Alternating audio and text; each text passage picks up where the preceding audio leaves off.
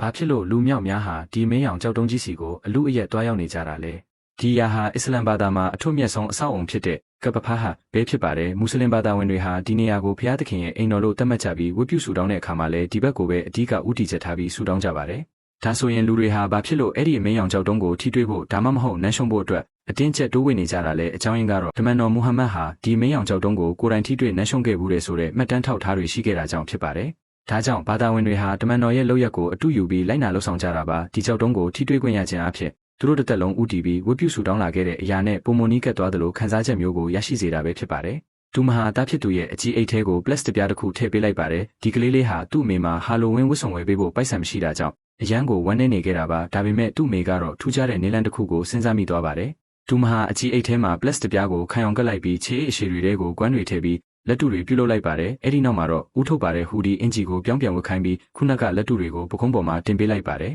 နောက်ဆုံးမှာတော့ကလေးကိုသူ့ရဲ့မေးစေးအောက်မှာလင်မန်းတစ်ခုကန်ကိုင်းလိုက်တဲ့အခါကြည့်ရတာမိမိရဲ့ခေါင်းကိုမိမိကိုယ်တိုင်ပြန်ကန်ထားတဲ့ခေါင်းပြက်ကြီးတယောက်နဲ့အလားတန်ထန်တူသွားပါတော့တယ်